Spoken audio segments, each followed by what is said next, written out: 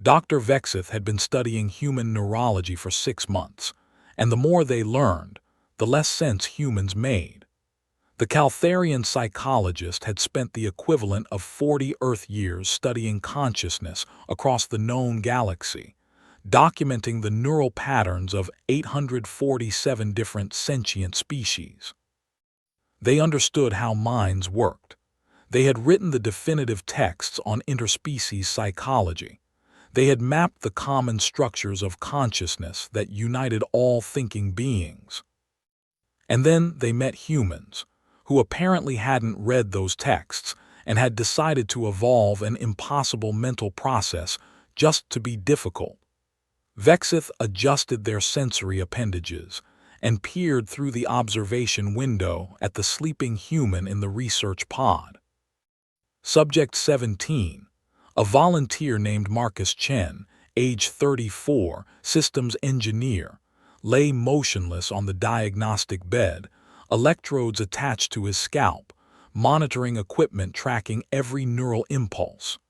On the screen beside Vexith, Marcus's brain activity looked like a fireworks display. Neural pathways that should have been dormant during sleep were firing wildly. Memory centers were active. Visual processing centers were running at near-waking levels. Emotional regulators were oscillating between extremes. The prefrontal cortex, responsible for logic and decision-making, was partially offline, while the amygdala, governing fear and emotion, was hyperactive. It was chaos, beautiful, impossible chaos. "He's doing it again," Vexith murmured to their research assistant, a young Caltharian named Seville. "The neural storm pattern, just like all the others." "Dreaming," Seville said, using the human word since no equivalent existed in Caltharian or any other known language. Subject 17 is experiencing a dream. Vexith made a gesture of academic frustration, their bioluminescent skin patterns shifting to perplexed blue. In 6 months of studying human sleep, they had documented this phenomenon hundreds of times. Every human who slept experienced it, multiple times per night, for hours.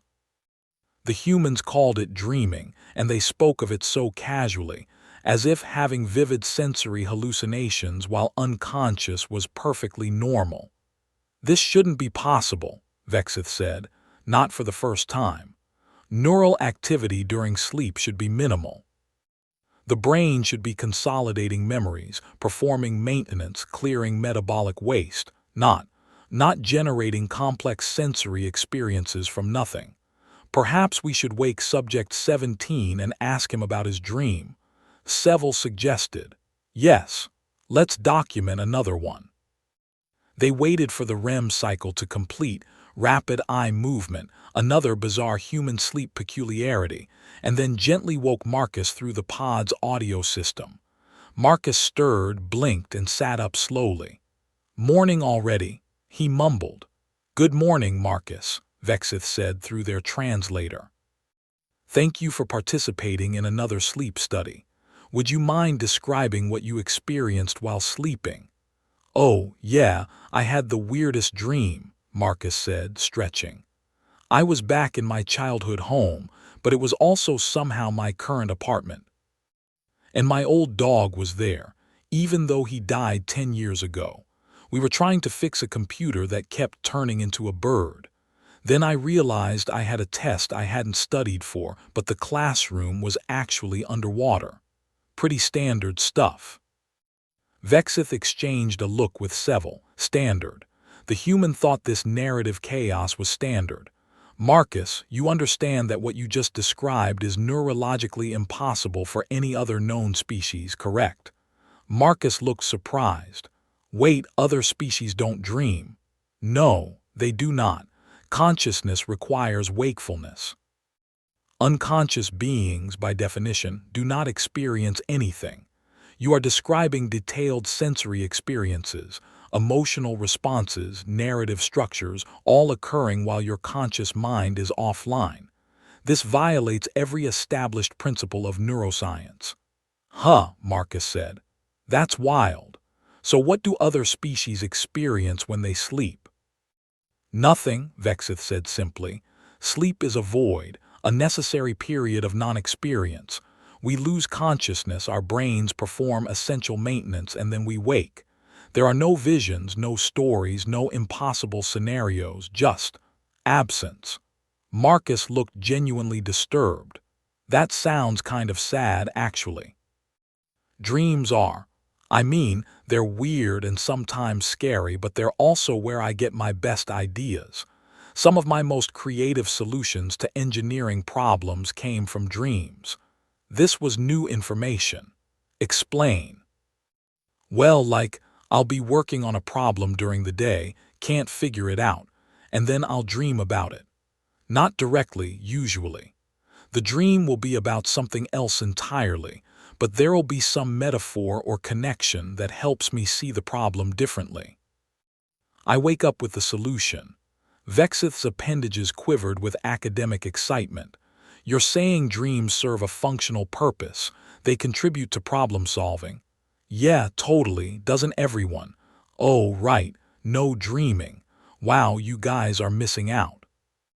After Marcus left, Vexith spent 3 hours reviewing all the dream reports they'd collected. Hundreds of accounts from different humans describing impossible experiences, flying through the air, breathing underwater, conversations with dead relatives, scenarios that violated physics, logic, and continuity. And yet, patterns emerged. Humans dreamed about their fears. They dreamed about their desires.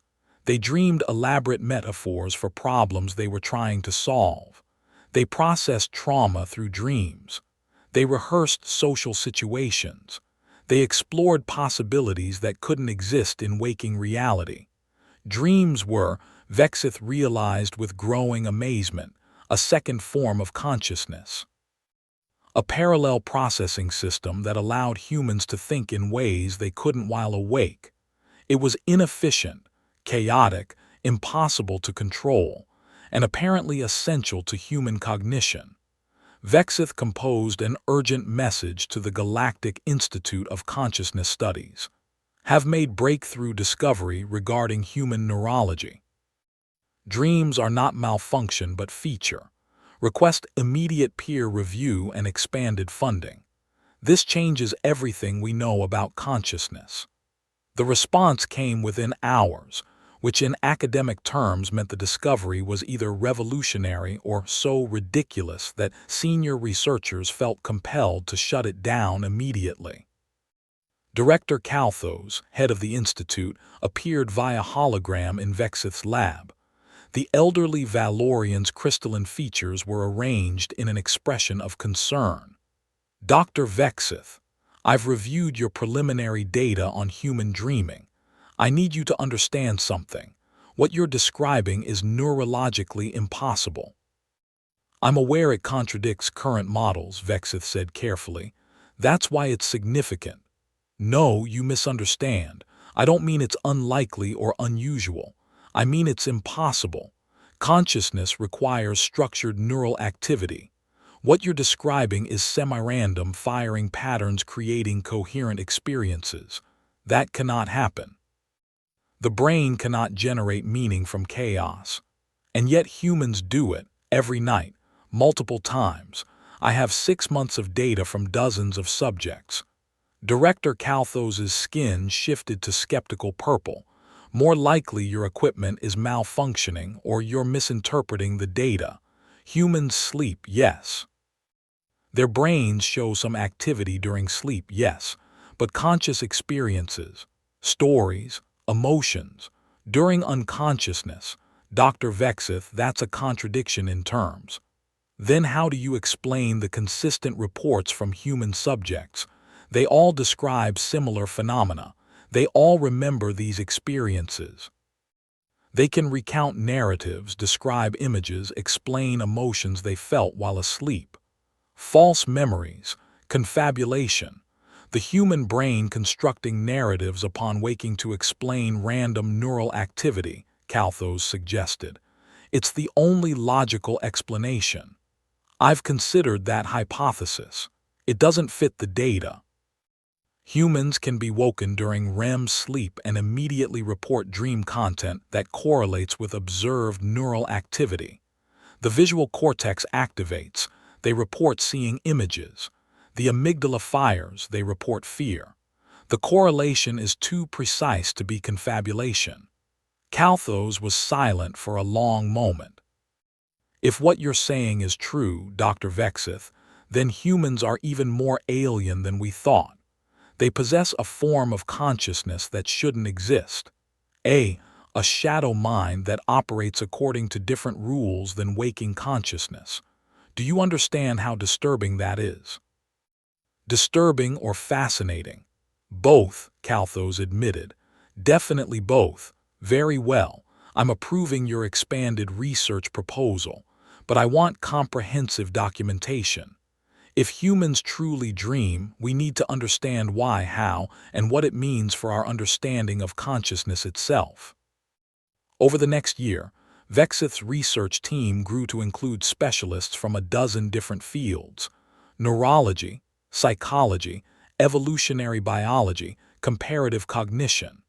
They studied hundreds of human volunteers, documenting thousands of dreams, analyzing the patterns and structures that emerged. What they discovered was that human dreams fell into recognizable categories. Processing dreams asterisk, where the mind worked through recent experiences, filing them into long-term memory while extracting emotional meaning. Problem-solving dreams asterisk, where the unconscious mind experimented with solutions to challenges the waking mind couldn't solve. Anxiety dreams asterisk, where fears manifested as symbolic scenarios, showing up naked to public events, being chased, teeth falling out, missing important deadlines. Wish fulfillment dreams asterisk, where desires played out in fantasy scenarios. Prophetic dreams asterisk, where the pattern recognition systems of the unconscious detected trends that the conscious mind had missed. Nightmares asterisk, where trauma and fear crystallized into experiences so terrible they woke the dreamer. Lucid dreams asterisk, where the dreamer became aware they were dreaming and could sometimes control the experience. Each category revealed something about how human consciousness operated. Vexith began to understand that dreams weren't a bug in human neurology, they were a feature, a crucial adaptation that had helped humans survive and thrive. "Look at this," Vexith said to their team during one research session, displaying comparative data on screens. Humans evolved in an environment filled with ambiguous threats, predators that could be anywhere, social situations where reading intentions was crucial for survival, complex environmental challenges with no obvious solutions. And dreams helped how? Asked Dr. Thren, a Bronther neurologist. By giving humans a safe space to practice, Vexith explained. In dreams, they could rehearse dangerous scenarios without risk, fight predators, navigate social conflicts, try different solutions to problems. The dream state allowed rapid iteration through possibilities. But the scenarios are random, Dr. Thren objected. Chaotic. How does chaos help? Because sometimes problems don't have logical solutions, Vexith said, feeling a flash of insight. Human creativity comes from making unexpected connections. Dreams force those connections.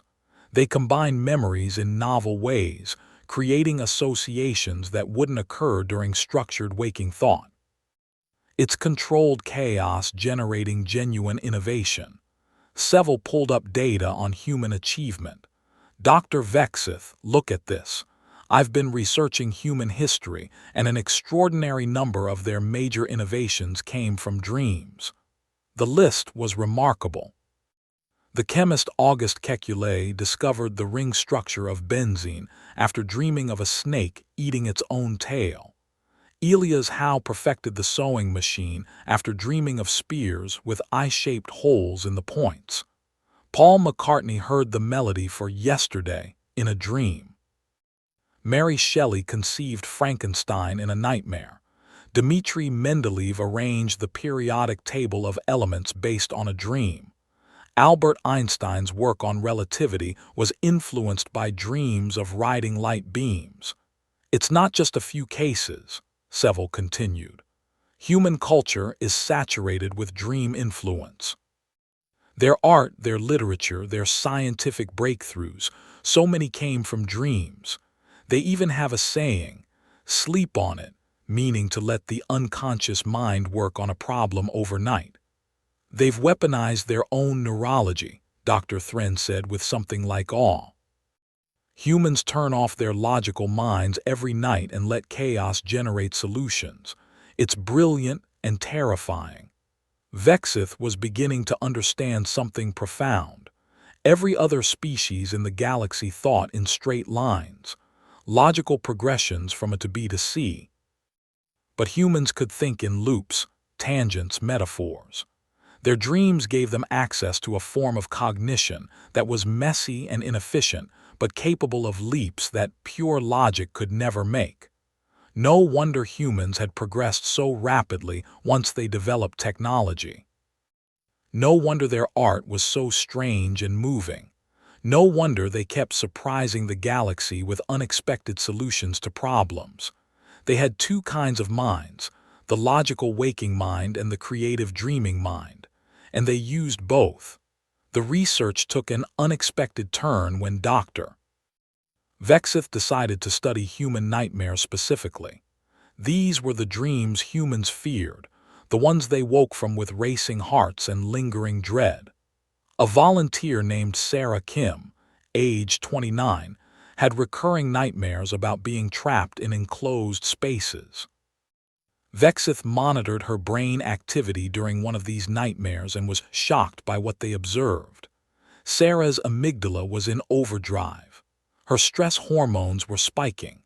Her neural activity showed genuine terror, not simulated or remembered, but experienced in real time. She was trapped in an unconscious state, experiencing a hallucination her own brain was generating, and that hallucination was torturing her with fear. When Vexith woke her, Sarah was trembling, crying. "It was the elevator dream again," she gasped. "I could feel the walls closing in. I couldn't breathe. I was going to die." "But you weren't in danger," Vexith said gently. "You were asleep, safe in the research pod." "I know that logically," Sarah said. "But in the dream it's real, the fear is real. The sensation of suffocating is real. My brain makes it real." Vexith felt something they'd rarely experienced in their long career, ethical horror. "Sarah, you're telling me that human brains can torture themselves, create experiences of suffering while the person sleeps." "Yeah, that's nightmares," Sarah confirmed, wiping her eyes. "Everyone has them, and you can't control them. Can't stop them. Not really. I mean, some people can lucid dream, take control of the dream and change it, but most of the time you're just experiencing whatever your unconscious throws at you, good or bad." Vexith spent the next week studying nightmares and sleep disorders. They learned about sleep paralysis, where humans woke but couldn't move, often hallucinating terrifying figures. They learned about night terrors, where dreamers experienced pure panic. They learned about PTSD nightmares, where trauma replayed endlessly. This is the cost, Vexith realized. Dreams give humans creativity and problem-solving, but the price is that they can also generate their own suffering. They can be tortured by their own minds. Should we tell them how to stop it? Seville asked. "We could develop a treatment that suppresses REM sleep, eliminates dreams entirely." "I suggested that to a human psychologist," Vexith said. Dr. Elizabeth Park. She was horrified. She said that people who are deprived of REM sleep become psychologically unstable. Creativity drops, memory formation is impaired, emotional regulation fails. Dreams aren't optional for humans. They're essential even when they hurt. "So humans accepted the trade-off," Seville said slowly. They evolved a mental process that can harm them because the benefits outweigh the costs. That's very human, actually. The turning point in galactic understanding came when Vexith presented their findings at the Interspecies Consciousness Symposium on Valorian Prime. The auditorium was packed with researchers from across the galactic collective, all curious about the strange mental phenomenon unique to humans. Vexith's presentation included neural scans, dream reports, analysis of the evolutionary advantages, and cultural impacts. They showed footage of human artists, inventors, and scientists explaining how dreams influenced their work. They documented the costs, nightmares, sleep disorders, the psychological impact of trauma-replaying dreams. When they finished, the room erupted in debate. "This is madness," declared a Valerian neurologist. "You're telling us that humans spend approximately one-third of their lives unconscious and another significant portion in a state of controlled hallucination. How do they function?" "Quite well, actually," Vexith replied. "Human civilization has achieved remarkable things in a remarkably short time. Dreams may contribute to that acceleration." "But the lack of control," a Lemonian psychologist protested. "To be at the mercy of your own unconscious mind every night, to potentially experience terror, sadness, confusion, all without choosing to. How do humans tolerate it?" A human voice spoke up from the audience. Dr. Elizabeth Park, the psychologist Vexith had consulted, stood. "May I address that?" Vexith gestured for her to continue. "We tolerate it," Dr. Park said, "because we don't have a choice and because even the difficult dreams serve a purpose. Nightmares help us process fear. Anxiety dreams let us rehearse responses to threats. Grief dreams help us say goodbye to people we've lost. Yes, it's uncomfortable. Yes, it can be painful. But it's also how we grow, how we heal, how we become ourselves. But wouldn't you prefer to simply not dream?" The Lemonian asked. "To sleep peacefully without these mental storms?" Dr. Park smiled. "Honestly, no, dreams make us human. They're where we explore who we might become, where we face our demons, where we fly. I wouldn't give that up, not even to avoid the nightmares." The room fell silent, processing this perspective. Then a Bronther researcher asked the question many were thinking. Could we learn to dream? Could other species develop this capability? "That's an interesting question," Vexith said carefully. "We've considered it. Dreams appear to be linked to specific neural architecture that humans possess. The dense interconnections between their memory centers, emotional processing, and sensory cortices. The particular balance of neurotransmitters during REM sleep. It's not something that could be simply added to another species' brain. But theoretically," the Bronther pressed, "theoretically, one could attempt to induce dreamlike states through technology, neural stimulation mimicking human REM patterns, chemical modifications to replicate human neurotransmitter balances during sleep, but I wouldn't recommend it." The Bronther researcher looked disappointed but accepted the warning. Unfortunately, someone else didn't. 3 months after the symposium, Vexith received an urgent communication from a research station in the Outer Rim. A team of Caltharian neuroscientists, inspired by Vexith's work, had built a device they called the Dream Inducer. It used electromagnetic pulses and carefully calibrated drug cocktails to mimic human REM sleep patterns in non-human brains. They had tested it on volunteers from several species. The results were catastrophic. "They're still screaming," the station director told Vexith via emergency channel. 3 of them. They won't stop. The others are catatonic. We induced the dream state successfully. Neural patterns matched human REM sleep almost perfectly, but the subjects' minds couldn't process what they experienced. No evolutionary framework for handling hallucinations. No practice integrating unconscious processing with conscious memory. It was just raw chaos pouring directly into their minds.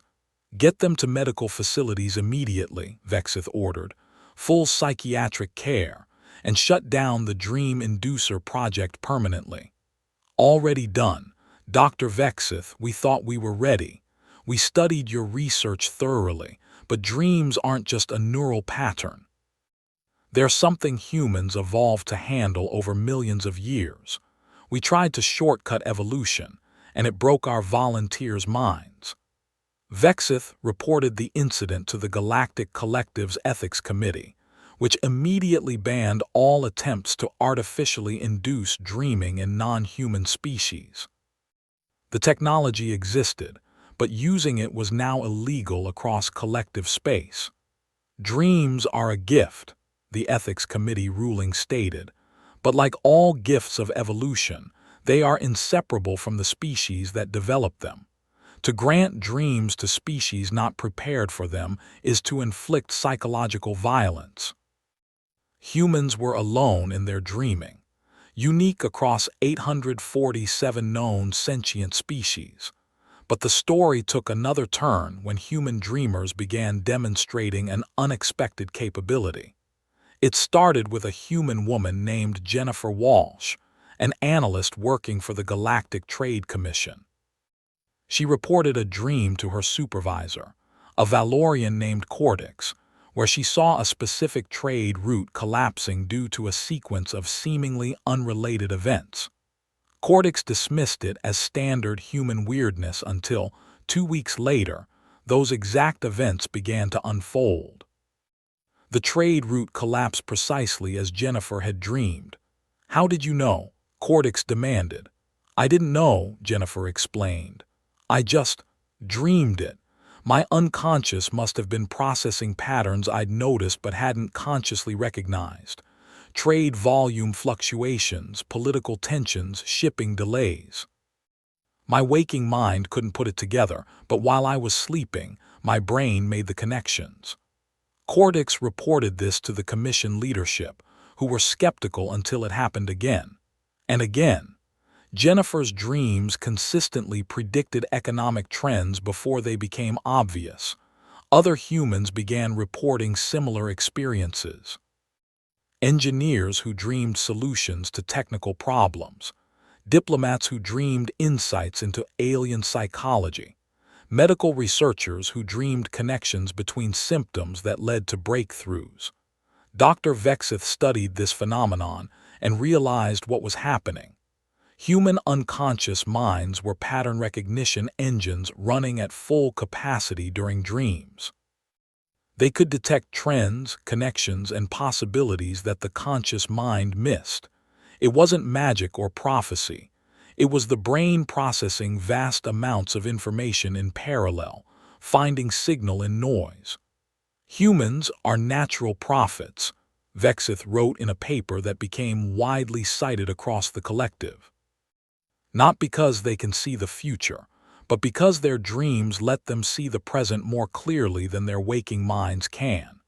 They detect patterns invisible to both themselves when conscious and to other species entirely." The Galactic Collective began employing humans specifically for their dreaming capability.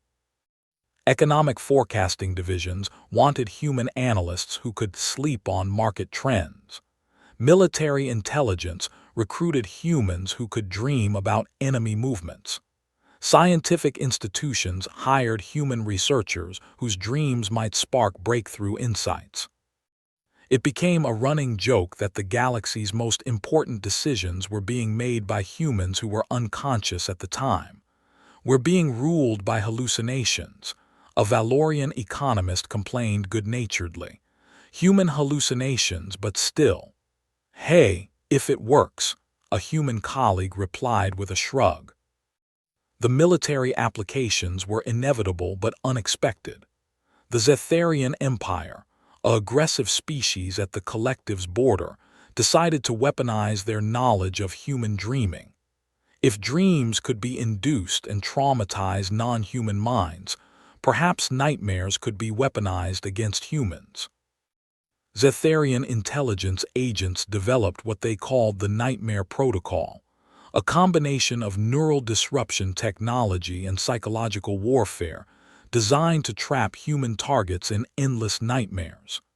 They tested it on a small human colony, expecting to incapacitate the population through sleep terror. It backfired spectacularly. The affected humans did experience intense nightmares, but instead of breaking, they adapted. They learned to lucid dream in response to the attacks, taking control of their nightmares and transforming them. They turned dream weapons against dream enemies. They built dream defenses that the Zetharian technology couldn't penetrate. One colonist, a former therapist named Dr. Marcus Rodriguez, actually thanked the Zetharians during the peace negotiations. "You gave us a common nightmare to fight," he explained to the bewildered Zetharian diplomats. "It unified us. We learned to lucid dream together, to support each other through the attacks. You tried to weaponize our dreams, but you just made us better at using them. We now have a colony full of expert lucid dreamers who can consciously control their dream states. That's actually a valuable skill." The Zetharians withdrew their forces and never attempted dream warfare again. The incident became a case study in why trying to exploit human neurology usually ended badly for everyone except humans. Vexith, studying the aftermath, added a note to their research files. "Humans have been dealing with their own nightmares for their entire evolutionary history. They've developed psychological resilience to dream-based trauma that other species cannot match. Attempting to use dreams as weapons against humans is like trying to drown a fish." 5 years after Vexith's initial discovery, human dreaming had become accepted as simply another quirk of humanity's bizarre neurology. The galaxy had learned to work with it, benefit from it, and respect it as something uniquely human. But Vexith wanted to understand it more deeply. Not just how humans dreamed, but why they had evolved this capability when no other species had. They assembled a team of evolutionary biologists and anthropologists to study human development. What they discovered was that dreams had likely saved humanity from extinction multiple times. "Look at Earth's history," Dr. Thren explained, displaying data on screens. "Humans evolved in an environment where threats were constant but unpredictable. Climate change, predators, resource scarcity, competing human groups. No other species in the collective faced such sustained, varied threats over such a long period. And dreams helped them survive how?" Vexith asked. "By letting them practice survival," Seville answered, having become something of an expert on human psychology. "Humans dreamed about being chased and learned to run faster, dreamed about social conflicts and learned to navigate politics, dreamed about disasters and learned to prepare for them. Dreams were a training ground for reality. But more than that, Dr. Park added, she joined Vexith's research team permanently. Dreams gave us hope. When reality was terrible, dreams showed us that other realities were possible. We could imagine better futures, different choices, new solutions. Dreams kept us creative even in desperate circumstances." Vexith understood then. Humans had evolved dreams not despite their difficult environment, but because of it. Dreams were an adaptation to chaos, a way of finding order and meaning and possibility in a world that offered none. Other species had evolved in more stable environments. Their neural development had optimized for logic and efficiency. But humans had evolved in chaos and developed a tool for navigating it. The ability to think in ways that didn't make sense, to find patterns that didn't exist in logic, to imagine futures that couldn't be predicted from the past. Dreams had made humans who they were. "I want to propose a project," Vexith announced at the next team meeting. a comprehensive archive of human dreams, thousands of volunteers recording their dreams over years, analysis of the patterns, the themes, the evolution of dream content across cultures and time periods. We could call it the Collective Unconscious Project. That's a reference, Dr. Park noted. Carl Jung, human psychologist, he theorized that humans share a collective unconscious, a set of universal symbols and archetypes that appear in dreams across cultures. Was he correct? Vexith asked. Partially. There are definitely common dream themes: flying, falling, being chased, showing up naked in public. Whether that means a true collective unconscious exists is debatable, but the project sounds fascinating. The Collective Unconscious Project launched with funding from the Galactic Institute and voluntary participation from thousands of humans across Earth and human colonies. Every morning, participants recorded their dreams in as much detail as they could remember. AI systems analyzed the reports, looking for patterns. What emerged was beautiful in its complexity. Dreams about flying appeared across all human cultures, but the emotional content varied. Some humans flew with joy, others with fear, others with determination. The act was universal, the meaning personal. Dreams about water were common, but meant different things to different people. Ocean dreams, river dreams, drowning dreams, swimming dreams. Each reflected the dreamer's relationship with emotion, with the unconscious, with change. Dreams about lost loved ones appeared almost universally among humans who had experienced death. These dreams seemed to serve a healing function, allowing the dreamer to process grief, say goodbye, or maintain connection with the deceased. Anxiety dreams about being unprepared, forgotten tests, missing flights, public nakedness, appeared across cultures despite vast differences in daily life. They seemed to tap into fundamental human fears about social judgment and inadequacy. The archive became a resource not just for understanding humans, but for humans understanding themselves. Dream researchers could query the database, finding patterns that revealed psychological truths. Artists drew inspiration from the dream imagery. Scientists found problems to solve in the surreal logic of dreams. And Vexith, studying the accumulated data, realized that they were looking at something profound, a species that had evolved to live in two worlds simultaneously: the waking world of logic and physics and consensus reality, and the dreaming world of symbol and metaphor and infinite possibility. Humans were bridge beings, citizens of both realms, and that was their gift to the galaxy. 10 years after the discovery of human dreaming, Vexith gave a final presentation at the Interspecies Consciousness Symposium. The auditorium was packed, as it had been for the first presentation, but the mood was different. No longer skeptical or disturbed, the audience was curious, respectful, even envious.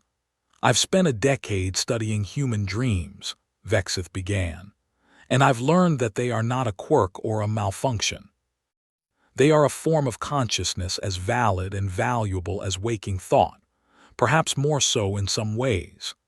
Images of dream scans, neural patterns, and recorded dream content filled the screens. Humans dream because they evolved in chaos and needed a tool to navigate it. They dream because their environment demanded creativity. They dream because logic alone was insufficient for survival. And now, having survived and thrived, they dream because it makes them who they are. Vexith paused, looking out at the sea of alien faces. Other species have advantages humans lack: longer lifespans, stronger bodies, more efficient thinking. But humans have dreams, and dreams have allowed them to achieve things that logical thought alone could never accomplish. They've dreamed solutions to impossible problems. They've dreamed art that moves souls across species boundaries. They've dreamed futures and then made them real. We cannot dream as humans do. Our neurology won't allow it. But we can learn from their dreams. We can benefit from their unique perspective. We can appreciate that in a galaxy of logical thinkers, one species evolved to think illogically, and that illogic is sometimes the most profound logic of all. The presentation ended with a recording of a human child describing a dream. I was flying over a city made of books, and the books were singing, and I knew that if I could just remember the song when I woke up, it would explain everything. But I couldn't remember it. I never can. The audience sat in silence, processing this glimpse into a form of consciousness they would never experience but could finally appreciate. Then a Valorian scientist stood. "Dr. Vexith, do you believe dreams make humans better than other species?" "No," Vexith said firmly. "Dreams make humans different. Every species has unique capabilities. Valorians have their crystalline memory structures. Caltharians have our bioluminescent emotional communication. Bronthers have their stone patience thinking. Humans have dreams. None is better. All are valuable." "But if you could dream," the scientist pressed, "would you want to?" Vexith considered the question carefully. They thought about the nightmares, the confusion, the lack of control. They thought about the creativity, the insight, the wild freedom of dream logic. They thought about living in two worlds simultaneously, never quite sure which was more real. "Yes," they admitted finally. "Yes, I think I would. For all its chaos and terror and strangeness, dreaming is fundamentally an expression of hope. It's the belief that reality is not fixed, that other possibilities exist, that transformation is possible. Every species needs hope. Humans just evolved a uniquely bizarre way of generating it every single night." The audience murmured agreement, hope in the form of hallucinations, possibility manifested as chaos. The human way. Dr. Park approached Vexith after the presentation. "Thank you," she said, "for understanding. A lot of species just think we're crazy because we hallucinate every night." "You are a little crazy," Vexith said with the Caltharian equivalent of a smile. "But it's a useful kind of crazy." Over the following years, the collective unconscious project expanded beyond anyone's expectations. Millions of humans contributed their dreams. The database became the largest repository of subjective conscious experience in the galaxy, a record of what it meant to be human in the most intimate possible way. Artists from dozens of species studied the dream archive, trying to understand human creativity at its source. They learned that human art wasn't just about representing reality, but about representing the layers beneath reality, the dreams that bubbled up from the unconscious and demanded to be expressed. A Lemonian sculptor created a piece called Human Dreaming that became famous across the collective.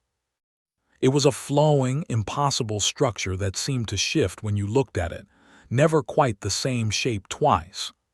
"I tried to capture what it must feel like," the artist explained, "to live in a reality that keeps transforming, that refuses to stay fixed.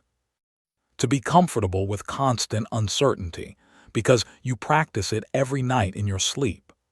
Scientists use the dream archive too. Medical researchers discovered that certain diseases produced characteristic changes in dream patterns before physical symptoms appeared. Dreams became an early warning system for everything from neurological disorders to emotional crises. "Your brain knows you're sick before you do," one researcher explained. "And it tells you through dreams if you know how to listen." Military strategists studied the anxiety dreams in the archive, learning about human fear responses, not to exploit them, but to understand how humans prepared for threats. "Humans practice being afraid," a Valorian general noted. "They rehearse terror in their sleep so they're ready for it when it's real." That's why they're so difficult to intimidate. Diplomats studied the social anxiety dreams, learning how humans processed complex interpersonal dynamics. They dream about saying the wrong thing, about being judged, about social failure, a Caltharian ambassador observed. This makes them much more aware of social nuance than species who don't unconsciously rehearse these scenarios. But perhaps the most unexpected use of the dream archive came from grief counselors working with non-human species who had lost human friends or partners. "I don't understand," a Valorian widow said to her counselor. "My husband used to tell me his dreams every morning. These impossible stories about flying or talking to his dead grandmother or being back on Earth in the rain. I thought they were just words. Random noise from his sleeping brain. But now that he's gone, I miss them so much. I miss his dreams." The counselor, a human named Dr. Sarah Chen, understood. Dreams were how he processed his inner life. By sharing them with you, he was sharing his deepest self. The part of him that existed beneath language and logic. You weren't just hearing stories. You were glimpsing his soul. "But I can't dream," the widow said. "I'll never understand what that was like for him.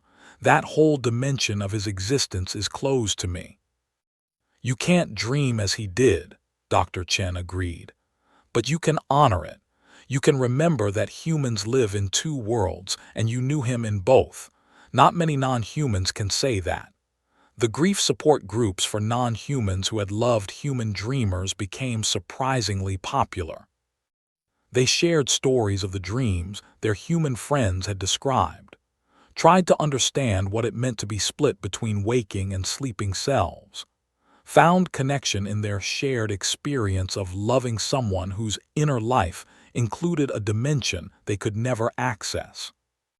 "My daughter used to have nightmares," a Bronther father said at one meeting. He'd adopted a human child orphaned in a colony disaster. "She would wake up crying, saying there were monsters in her closet, except the closet was also somehow an ocean, and the monsters were made of darkness and whispers. I couldn't understand it. But I would hold her and tell her it was just a dream, and eventually she would calm down and sleep again." "Did you ever ask her what the dreams meant?" Dr. Chen asked gently. "Once, when she was older. She said the nightmares were about losing me, about being alone. The monsters were her fear of abandonment. Her sleeping mind transformed abstract fear into concrete images." The Bronther's voice grew soft. "She's an adult now, living on Earth. She still tells me her dreams sometimes. I still don't fully understand them. But I know they matter to her, so they matter to me." The group sat in supportive silence, bound by their love for human dreamers and their acceptance that some parts of human consciousness would always be foreign to them. Meanwhile, humans themselves were learning from the dream research. Vexith's work had sparked a renaissance in human dream studies. New techniques for dream recall, lucid dreaming training, and nightmare therapy proliferated. Humans who had previously ignored their dreams began paying attention, journaling, analyzing patterns.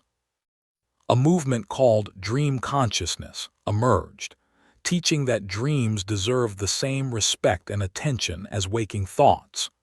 Dream interpretation apps became popular, though Vexith noted with amusement that humans often interpreted their dreams in wildly different ways than any scientific analysis would suggest. "A human dreamed about losing teeth," Vexith mentioned to Dr. Park, "and she interpreted it as her fear of aging. But the neural patterns suggest it was actually about communication anxiety. She had a difficult conversation scheduled the next day." "Both are probably true," Dr. Park said. "That's the thing about dreams. They're overdetermined. Every symbol has multiple meanings. The unconscious is economical. It packs everything it can into each image. That seems inefficient. Maybe.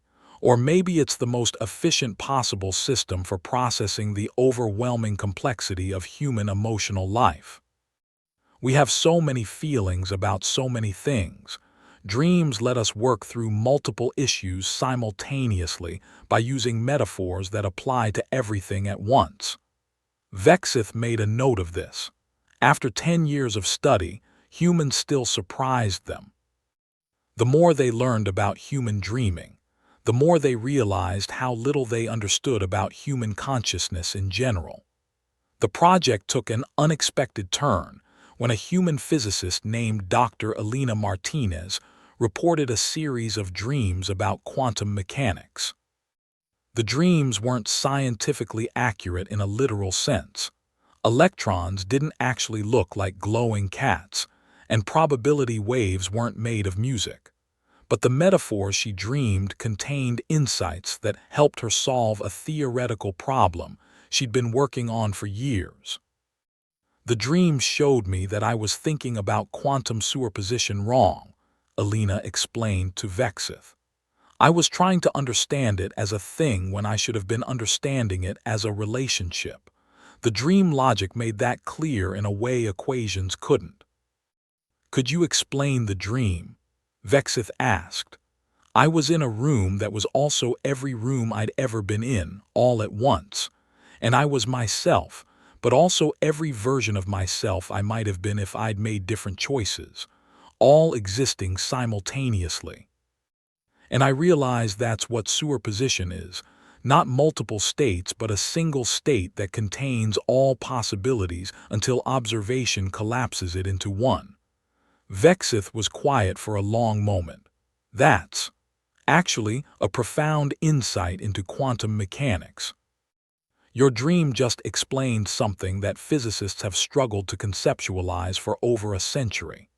Yeah, my unconscious mind is apparently better at physics than I am. This led to a new research direction, using human dreams as a tool for scientific discovery. Complex problems that resisted logical analysis were given to human dreamers who would sleep on them and report any relevant dreams. The success rate was surprisingly high. A material science problem was solved when a researcher dreamed about atomic structures as dance patterns.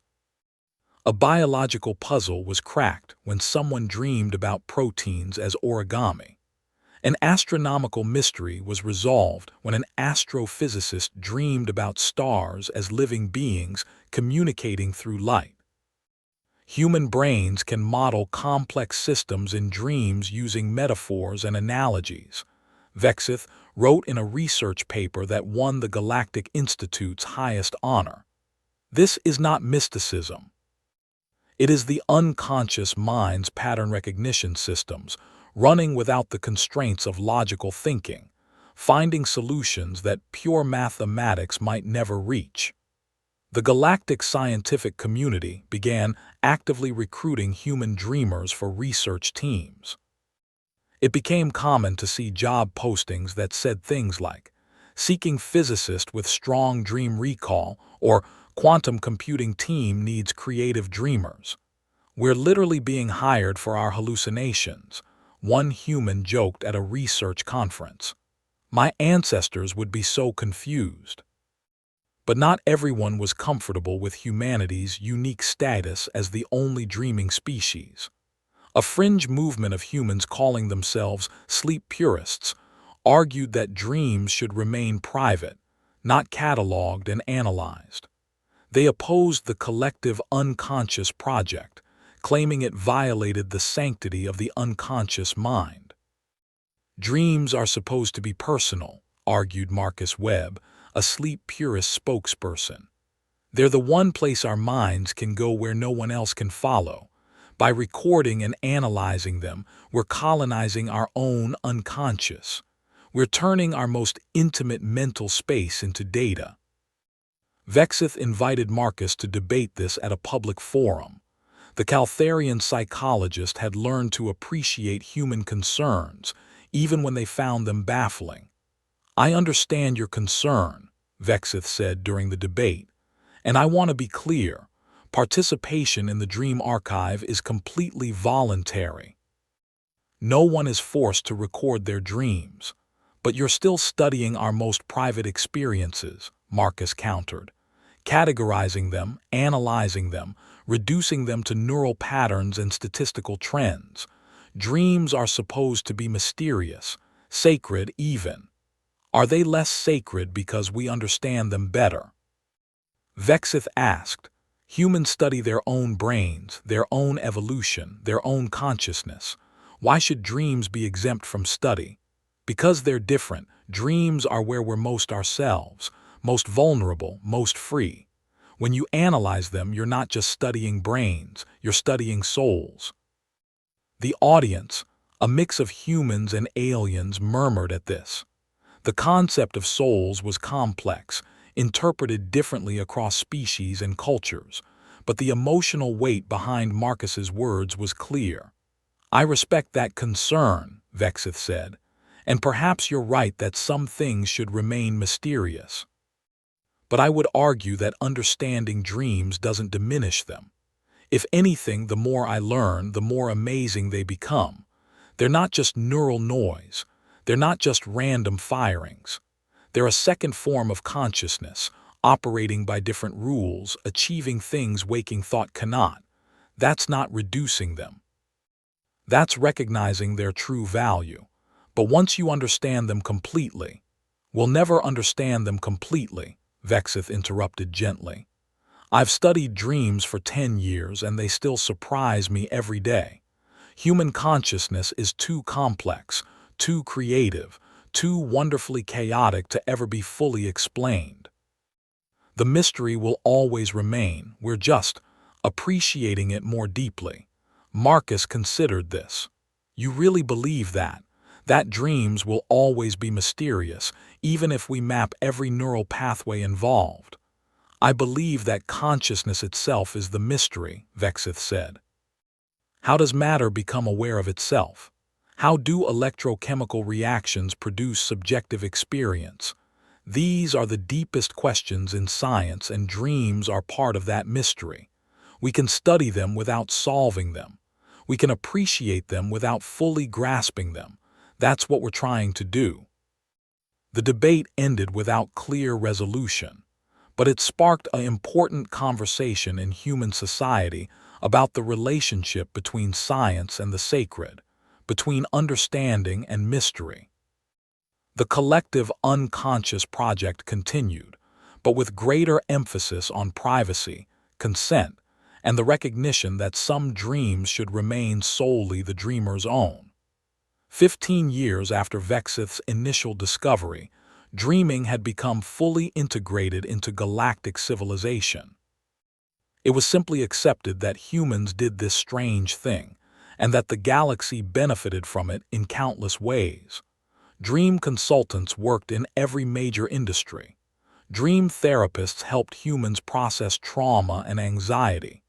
Dream researchers continued pushing the boundaries of consciousness studies. And the collective unconscious project had become the largest collaborative scientific endeavor in human history, with tens of millions of participants across hundreds of worlds. Vexith, now considered the galaxy's foremost expert on human consciousness, was preparing to retire. They had spent 20 years studying humans, first out of curiosity, then fascination, now something closer to love. Humans were infuriating, illogical, emotionally volatile, and utterly captivating. And their dreams had taught Vexith something important about consciousness itself. I used to think, Vexith said in their retirement lecture, that consciousness was about order, about the brain organizing information, finding patterns, building models of reality. And for most species, that's true. But humans showed me that consciousness can also be about disorder, about breaking patterns, about building models of impossible realities and finding value in them. Dreams are ontologic. They're what happens when the brain stops trying to make sense and just experiences. And that capacity, The ability to exist in nonsense and find meaning there, that's uniquely human. That's their gift. Other species may be smarter, stronger, longer-lived, but humans can dream. And in a universe that often feels too ordered, too predictable, too bound by physical law, perhaps we need a species that spends a third of its life in beautiful chaos, reminding us that reality is more flexible than we think. The lecture hall, packed with researchers from dozens of species, erupted in applause. Vexith had started their career studying consciousness across the galaxy. They were ending it as one of humanity's greatest champions, not despite human strangeness but because of it. That night, Vexith did something they'd never done before. They asked Dr. Park to describe a dream in as much detail as possible. Then they closed their eyes and tried to imagine what it must be like. To be human. To slip into sleep and find yourself flying, or falling, or talking to the dead, or living impossible lives in impossible places. They couldn't truly imagine it. Their neurology wouldn't allow it. But they could appreciate it, honor it, recognize it as a form of consciousness as valid and valuable as any other. Maybe more valuable because dreams represented possibility, hope. The belief that reality doesn't have to be what it is, that change is possible, that tomorrow might be different from today. In a galaxy of logical beings, humans dreamed, and that made all the difference. Epilogue, 20 years later. The Galactic Institute of Consciousness Studies had erected a monument in their central plaza. It was designed by a human artist working with Valorian crystal engineers, and it did something remarkable. It changed based on who was looking at it. For humans, the monument appeared as a figure sleeping peacefully, surrounded by swirling imagery, flying people, impossible architecture, symbolic animals, dreamscapes flowing into each other. For Valorians, it showed the same figure but emphasized the neural patterns, the beautiful complexity of the sleeping brain. For Caltharians, it highlighted the emotional resonance, the bioluminescent patterns of feelings flowing through the dream state. Each species saw something different, but all saw something meaningful. The plaque at the monument's base read simply, "To the dreamers, who showed us that consciousness has more dimensions than we knew, who taught us that chaos can be creative, who reminded us that sleeping minds can be as awake as waking ones." Dr. Vexith visited the monument on the anniversary of their retirement.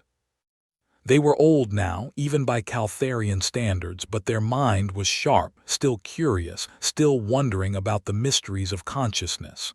A human child approached, maybe 7 years old, with the perpetually curious expression humans seem to be born with. "Are you Dr. Vexith?" the child asked. "I am." "You're the alien who studied our dreams." "That's correct. Did you ever figure out what dreams are for?"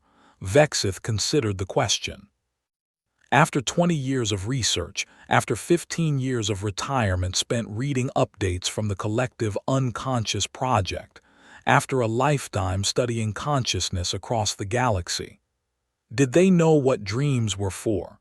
"Dreams," Vexith said slowly, "are for being human. They're for creativity and problem-solving and processing emotions and rehearsing scenarios, and healing from trauma and exploring possibilities, and connecting with your unconscious and a dozen other things we've identified. But mostly, they're for reminding you that you contain multitudes, that you are more than your waking self, that your mind is vast and strange and capable of experiences that logic alone could never produce." The child thought about this. "I had a dream last night that I was a dragon made of library books, and I was teaching clouds how to read." "That sounds like an excellent dream." "It was, but I don't know what it means." "Perhaps it doesn't need to mean anything," Vexith suggested. "Perhaps it's enough that you experienced it, that your mind created something beautiful and impossible just for you. The child smiled and ran off to join their family, leaving Vexith alone with the monument and their thoughts. The galaxy had changed in 20 years. Humans were no longer the strange newcomers but established members of the collective, contributing their unique perspectives to every field. Dream consulting was a recognized profession. Dream research was a legitimate scientific discipline, and dreams themselves were no longer seen as malfunction or oddity but as a valid form of consciousness. Vexith had helped make that possible. They'd taken humanity's strangest feature and shown the galaxy its value. They'd translated the untranslatable, explaining dreams to beings who could never dream. And in doing so, they'd learned something about themselves, about all non-dreaming species. They'd learned that they were missing something, not better or worse, just different. They experienced one mode of consciousness where humans experienced two. It was, Vexith thought, a good thing that the galaxy contained such diversity. That consciousness could take so many forms, that humans could dream while others could not, and that both states had value.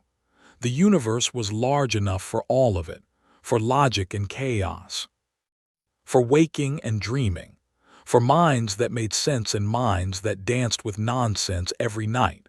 Somewhere, billions of humans were sleeping, dreaming, flying and falling and facing fears and finding hope in the beautiful chaos of their unconscious minds. And Vexith, who would never dream, found peace in knowing those dreams existed, that somewhere in the galaxy, every night, impossibility became possible, if only for the hours between dusk and dawn, if only in the minds of one remarkable species, if only in dreams. The end. Thank you for reading this exploration of consciousness, creativity, and what makes humans unique among the stars. Sometimes our strangest features are our greatest gifts, and sometimes the things that make no sense are exactly what the universe needs. Drop a comment about your strangest dream, and subscribe for more HFY stories celebrating the beautiful weirdness of humanity.